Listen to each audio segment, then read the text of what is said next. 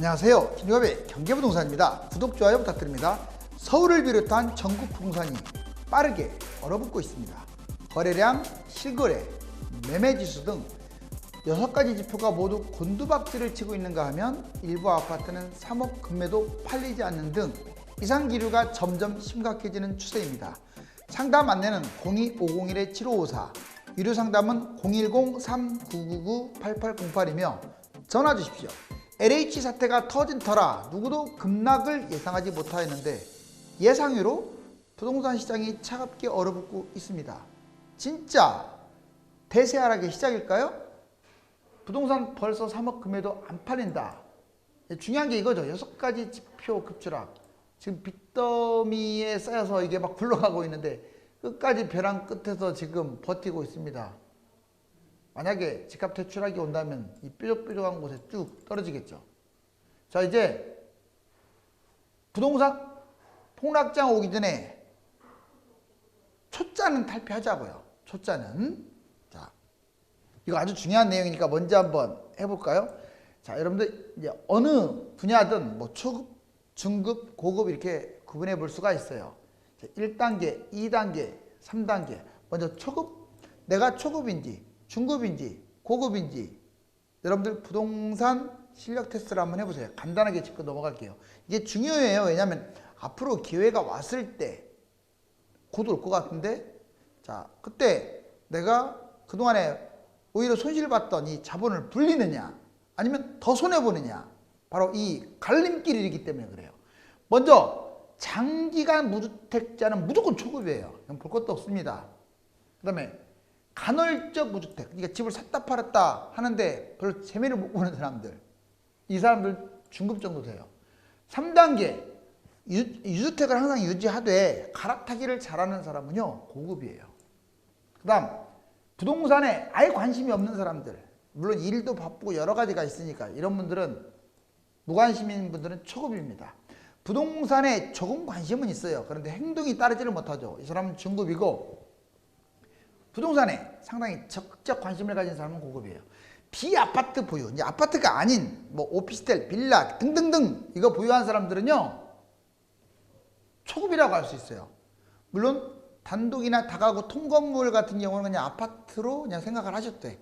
그런 사람들은 뭐 중급이나 고급이 될 수도 있어요. 이번에 이것저것 그냥 뭐 좋든 좋지 않든 돈만 있으면 사재기예요. 특히 이제 싼 것들, 이런 사람들은 결코 고급이 아닙니다. 중급이에요. 중급. 어떤 경우는 초급만 또 못한 중급이에요. 그 다음에 유망 부동산을 여러 개 매입을 했거나 또는 자 똘똘한 한 채 이걸 가지고 있는 분들, 이런 분들은 당연히 고급이겠죠. 이번에는 정보 공유를 아예 하질 않습니다. 혼자만 그냥 부동산을 아는 사람들은 초급, 정보 공유를 어느 정도 하는 사람은 중급. 공유 정도가 아니라 특강도 듣고 상담도 받고 이것저것 좀 적극적인 사람들은 고급이라고 할 수가 있어요. 그 다음 입지, 타이밍, 상품, 호재 이런 게 있는지를 전혀 몰라요. 그냥 어쩌다 한번 들은 게 우리 집 앞에 전철 생기나 보다, 그러니까 집값 뛰니까 잡아야지, 이렇게 단순하게 접근한 사람들은 초급이에요. 그 다음에 입지, 타이밍, 상품 또는 호재 이런 것들이 중요도, 누가 더 중요한지, 이게 혼돈된 경우, 혼돈하는 사람은 조금은 아는데 혼돈, 중급이고, 입지, 타이밍, 상품, 호재 이 우선순위까지 판단할 수 있는 사람이 고급입니다. 예를 들어서 호재가 있다. 이 호재가 어느 정도 이 호재 때문에 많이 뛰었는지 안 뛰었는지까지 판별하는 사람이 고급이라고요. 무조건 호재 있다고 해서 막 집 잡는 사람은 이건 초급밖에 안 돼요. 자, 그 다음 실거주 반경이 좁아. 내 직장이 여기고 우리 아이들이 학교가 여기고 또는 여러 가지 사유로 그냥 반경을 스스로 좁혀요. 그러면 좋은 아파트가 나올 리가 없죠. 자, 이 사람들은 초급입니다. 실거주 반경을 약간 넓혀요. 자, 하지만 실거주를 못 벗어납니다. 이런 사람도 중급밖에 안 돼요. 그러면 여기 보시면 항상 부동산에서 어쩔 수 없이 실거주는 투자하고 앞뒷면인데, 투자 우선으로 거주 지역을 좀 넓힌다라고 한다면 이 사람은 고급이에요. 아무래도 지역이 넓어야 좋은 아파트를 잡을 수가 있잖아요. 그 다음에 낱말만 믿고 매입하는 사람은 초급입니다. 자신만 믿어요. 자신의 생각만, 그런 사람들은 중급밖에 안 돼요. 그리고 자신의 의견을 바탕으로 고수들의 의견을 더해서 깨달음을 얻는 사람은 고급입니다. 여러분들은 어디에 해당되나요? 자, 이제 중요한 건 부동산 강력 하락 징조 6가지. 지금 6가지가 심상치가 않아요. 거래 급감하는 거 다들 아시죠? 그 다음에 시세가 지금 하락세를 띠고 있어요. 매물은 자꾸 쌓이고 있어요. 아주 특이한 현상입니다. 특히 2월 들어서 지금 급격하게 금매는 확대되고 있어요. 그 전에 금매가 어디 있습니까? 오히려 매도자가 계약 취소하고 그랬지. 지금은 서울 금매 확대되고 있어요. 매수자가 아예 사라져버렸어요. 지방도 그래요. 매수자가 없어. 그리고 매수 지수라는 게 있죠. 100 이하로 떨어지면 안 좋다고 했잖아요. 이게 추락을 하고 있어요. 이 6가지가 부동산 지표인데 강력하게 지금 하락 흐름을 타고 있네요. 결국 4단계 지금 거래량 감소되고 있죠. 매물 쌓이고 있죠. 금매 이제 서서히 늘어나고 있는데 현재 2, 3단계까지 온 것 같아요. 자, 이제 집값 하락, 그 다음에 집값 폭락인데 2단계까지 곧 갈 것 같아요. 집값 벌써 추락, 이 순서대로 무너지고 올라갈 때도 이 순서대로 올라간다는 거 꼭 기억하세요. 먼저 입지별로 하락 순서는 좋은 곳에서 항상 나쁜 곳으로 올라가고, 올라갈 때 좋은 곳이 먼저 뛴다 이 말이에요. 떨어질 때도 좋은 곳에서 나쁜 곳 순서대로 떨어져요. 좋은 곳이 먼저 떨어져요. 쉽게 말하면 강남이 가장 먼저 떨어져요. 강남도 아무거나 먼저 떨어지는 게 아니에요. 강남 아파트 이미 떨어지기 시작했어요. 자, 특히 재건축이 먼저 떨어지는데 아무튼 강남 아파트 떨어지기 시작했고, 그 다음에 서울, 지금 서울 상승폭 확 줄고 있죠. 자, 수도권 아파트 아직은 이제 좀 남았는데 이 순서를 타고 가다 보면은 여기까지 가는데 금방이겠죠. 지방은 약간 별개로 움직이지만 지방이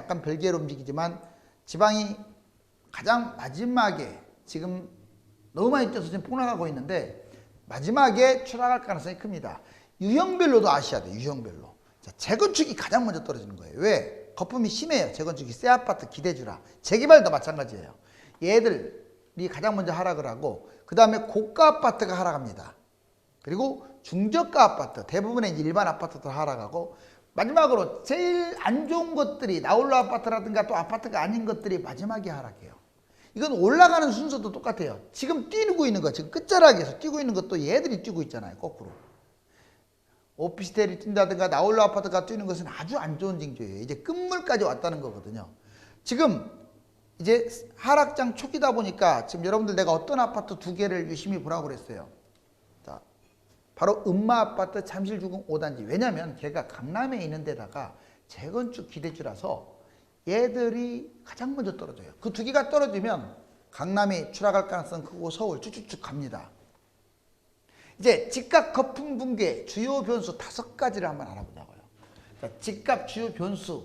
그러면 과연 내 말이 무조건 맞는 거냐? 테마별로 5가지 변수를 보고요.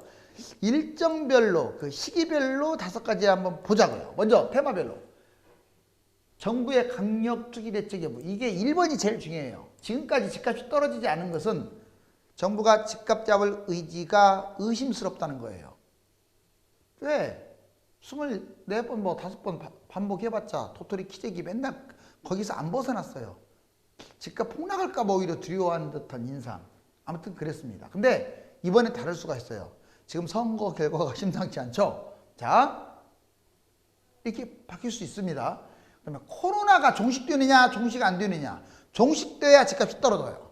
만약 올해처럼 계속 올라가게 되면, 코로나가 종식이 안 되면 집값 안 떨어집니다. 왜? 집값을 강력하게 잡을 수가 없어요. 그렇지만 지금 흐름으로 봐서는 꺾일 것 같죠? 코로나. 그 다음에 금리 인상 여부. 금리 인상 지금 생각보다 빠르게 진행된다고 했어요. 이미 실물, 시장 금리는 올라가고 있죠. 만약 기준금리가 뛰는 순간 집값 상당히 타격받을 거예요. 대세 하락 여부. 이제 만약 꺾이게 되면 일시적 하락이 아닐 거예요. 대세 하락을 할 거예요. 물론 올해만큼 또 그 전에 퐁당퐁당 했잖아요. 조금 빠지고 대폭등, 조금 빠지고 대폭등. 지금 문재인 정부 들어서 그러다 보니까 집값이 엄청 거품이 심해졌는데, 이번 지금 마이너스는 아니지만 떨어지고 있는데 이게 과연 조금 빠졌다가 다시 또 여름에 폭등할 건지 아니면 하락으로 쫙 갈 건지를 좀 봐야겠는데, 솔직히 개인적 생각은 또 올라갈 것 같아요. 왜? 정책이 없으니까. 정책이 있어야 돼요. 어찌됐거나 자, 대세 하락 여부, 그 다음에 선거 결과 여부. 선거 결과에 따라서 대책이 강해지느냐 약해지느냐가 또 나오겠죠. 그 다음에 일정별 5대 변수. 그러면 날짜별로 보자. 2월달 공급대책 효과 솔직히 보고 있는 것 같아요. 왜? 지금 하락하는 건 다른 이유가 없어요. 이사대책 이후에 꺾인 거 맞거든요. 아직 기대치만큼은 못 미치지만 지금 분위기는 확실히 달라요. 그 다음에 지자체 보궐선거가 4월달에 있어요. 이 결과에 따라서 추가 대책이 나올 수도 있습니다. 그 다음에 2021년 12월까지 이제 도중도 중에 만약 집값이 또 퐁당퐁당 좀 떨어진 듯 하다가 대폭등 할 수 있잖아요. 그러면 중간에 추가 대책이 나올 수가 있고, 내년에는 굵직한 3월달에 대통령 선거, 그 다음에 지방자치단체 선거 6월달에 5월, 6월 이렇게 계속 선거가 있죠. 바로 이게 일정별로 변수입니다. 이렇게 엄청난 변수들이 있어요. 근데 상식선에서는 지금 너무 많이 뛰었어. 8년째 뛰었어요. 8년째. 서울 중심으로 8년째. 이건 기네스북 같아요. 기네스북. 자, 이제 향후 5년간 부동산 전망과 매매 전략. 이게 아주 중요하죠. 자, 먼저 부동산 전망 이렇게 나눠봅시다. 지금부터 2021년, 그 다음에 2022년, 2023년에서 2025년 꼭 이대로 둔다는 건 아니지만 지금까지 패턴으로 봤을 때 아주 확률은 높아요. 먼저 올해죠. 올해. 지금부터 정부가 현재 무대책을 계속 끌고 갈 것으로 예상돼요. 선거에 지든 어쨌든 간에. 왜? 그전에도 뭐 대단한 정책을 안 썼는데 이번에라고 쓰겠어요? 안 믿습니다. 자, 근데 상승 축소 후 또 폭등할 것 같다는 생각이 들어요. 왠지 여름에. 자, 수도권 강할 것 같고 지방은 하락세로 전환되지 않을까라고 예상이 돼요. 그리고 2022년 대통령 임기 내내 저는 올라갈 것 같아요. 느낌에. 올라갈 것 같은데 다만 아까 몇 가지 변수에 의해서 하락할 수도 있고요. 뭐 그래봤자 이제 올해잖아요. 내년 초에 이제 뭐 여당이 되든 야당이 되든 누가 되든 그런 의미가 없어요. 누구는 뭐 야당 돼야 집값이 떨어진다고 하는데 그런 게 어디 있습니까? 사람에 따라 다른 거지. 대세 하락이 본격적으로 시작될 가능성은 높아졌어요. 이제 너무 지금 거품이 심하니까 그래요. 오르면 조금 오르고 떨어지면 난리 난다. 이것만 기억하세요. 하반기부터 급락할 가능성이 커요. 그러니까 2022년 초반에 좀 떨어진 듯 하다가 하반기부터 급락. 빠르면 올해부터 빠질 수도 있죠. 뭐 그거야. 그런데 이제 그렇게 되면 이 2022년부터 5년까지는 아예 그냥 정책 하향 지속. 아마 정책이 집값을 잡는 방향으로 갈 가능성이 높고 집값 본격 하락에다가 각종 규제가 다 사라져버리겠죠. 집값 폭락하면 규제 사라져요. 자, 그렇다면 여러분들이 어떤 전략을 펴야 하느냐. 올해는 꼭 내가 매수를 해야 한다. 전국 중저가 잡으세요. 저평가 아직도 많아요. 제가 없으면 이런 말 안 하죠. 저 여러분들한테 왜 자꾸 내가 권하겠어요.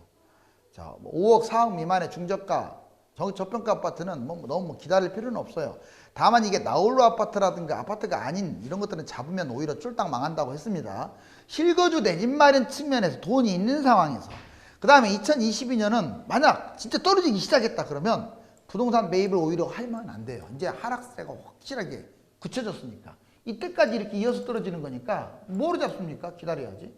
대세 하락 시에는 오히려 매도해야 돼요. 자, 이제 3, 4년 하락한다면 내 것이 5천, 1억 떨어졌어도 과감하게 던져버려야 돼요. 왜냐면 이제 바닥까지 가게 되면 난리가 나죠. 지금 팔라는 게 아니에요. 지금 하락한 게 아니잖아. 자, 다음에 상승 지속 시 선택을 해야 돼요. 또 내년에도 뛴다. 그러면 이건 유효합니다. 이 아파트 매입은. 그렇지만 내년에도 뛴다. 똑같아요. 결과는. 결국 내년까지 뛴다면 하락폭은 더 커질 거니까. 자, 비싼 아파트, 많이 뛴 아파트 웬만하면 또 기다리는 게 맞는 것 같아요. 자, 결론적으로 하락 기간에는 관망을 하고 바닥까지 왔다. 완전 바닥은 몰라 누구든지. 무릎 정도 떨어진 것 같다. 2년 이상 떨어진 것 같다. 그러면 그냥 적극적으로 매입하세요. 그리고 서울, 경기, 지방순으로 매입하는 게 좋습니다. 자, 이제 최근 6년간 한번 빅데이터 결과를 보자고요. 거품이 폭등이 심한 지역. 여러분들이 자꾸 저한테 근거자료 제시하라는데 저만큼 근거자료 많이 제시하는 사람 없어요. 자, 데이터 가지고 제가 계속 이거 근거자료 보여드리고 있잖아요. 보자고요. 자, 2020년부터 현재. 그러니까 작년에 누가 많이 뛰었는지 봤더니 자, 이게 지금 쭉 위로 올라갈 오른쪽으로 갈수록 많이 뛴 거고 위로 올라갈수록 전세값이 높은 건데 여기 끝에 있는 게 뭔 줄 아세요? 2021년 3월 15일 기준으로 이게 바로 세종특별시라고 써 있죠. 자, 세종특별자치. 특별시가 아니라. 자, 그 다음에 두 번째가 누군지 아세요? 경기도입니다. 제가 경기도 많이 뛰었다고 했잖아요. 왜? 그 전에 못 갔으니까 경기도 한 방에 간 거예요. 2020년. 그 다음에 서울은 꾸준히 뛰었고, 대전, 경기도, 서울, 대전. 그리고 나머지 뭐 울산, 대구, 부산, 여기 광역시 비슷하고 기타 지방, 도 단위들 이렇게 뛴 거예요. 보면 3그룹으로 나누네요. 세종, 그 다음에 서울, 경기, 대전, 그 다음에 지방 광역시, 그 다음에 지방 중수도시 4그룹으로 나눌 수가 있겠네요. 그리고 경기도로 보자고요. 이제 경기도. 자, 이 그래프 중요해요. 이게 2008년이라고 써놨어요. 제가. 자, 8년부터 사실상 이게 떨어졌잖아요. 이게 13년인데 14년부터 올라가기 시작합니다. 서울은 이미 뛰었는데 경기도는 이게 매매 지수가 별로 좋지가 않아요. 그리고 여기 보면 뛰기는 뛰었는데 소폭 쪘네요. 올랐다 떨어졌다 하면서. 자, 그리고 여기 2017년 문재인 정부 들어와서도 그렇게 막 움직이는 것 같지가 않아요. 오히려 매매는 별로 안 뛰었고. 자, 매매 지수는 좀 올라가는 듯하다가 떨어졌고. 근데 2020년 보세요. 2020년 써 있죠? 자, 불과 1년 전에 여기 이거 보세요. 이게 실제 가격 뛴 거예요, 이거. 자, 여기에 그런 모습이 있습니까? 없잖아요. 조금씩 뛴 건 있어도. 한 방에 갔어요, 한 방에. 그리고 이건 매매 우위 지수. 날아가 버렸네요, 그냥. 1년 만에 날아간 거예요. 이것도 재미있는 게 미리 뛴 것들은 좀 신도시라든가 랜드마크라든가 새 아파트라든가 좀 좋은 곳들, 입지가 좋은 곳, 강남 성향이 강한 곳, 서울하고 붙어 있는 곳들, 이런 것들은 먼저 뛰면서 이때 날아갔는데 안 좋은 곳들은 2020년 하반기에 뛰었거나 지금 뛰고 있어요. 지금. 제가 왜 이 얘기를 하냐면 다음에도 또 상승장 하락장이 있는데 자, 이렇게 하락을 했다가 다음에도 뭐 2026년까지 하락했다. 그럼 올라간다. 올라간다고 해서 뛰지 않아요. 여기 보세요. 올라가는데도 진짜 안 뛰었잖아요. 지금 7년차, 8년차 때 이렇게 뛴 거야, 경기도가. 제가 왜 이 말을 하냐면 지방도 그렇고 경기도도 그렇고 인천도 그렇고 지금 집이 남아돌기 때문에 자, 집을 잘못 잡으면 하락장에는 당연히 떨어지고 집값이 거래도 안 되고 상승장도 한참 올라갈 때까지 거래조차 없어요. 오죽 거래되는 것은 좀 좋은 것들 또는 서울 이렇게밖에 거래가 안 돼요. 그래서 집은 함부로 잡는 거 아니에요. 하물며 빌라 잡고 오피스텔 잡고 이게 거래가 되겠습니까? 나홀로 아파트 이런 것들이 지금은 나홀로 아파트 거래되죠. 아직은 좀 뜨거운 편이니까. 제가 이걸 보여드린 이유 잊지 마세요. 더군다나 이게 끝이 아니라 3기 신도시가 딱 들어서면 택지지구랑 분양하면 이제 2기도 한 것이 돼요. 2기 신도시도.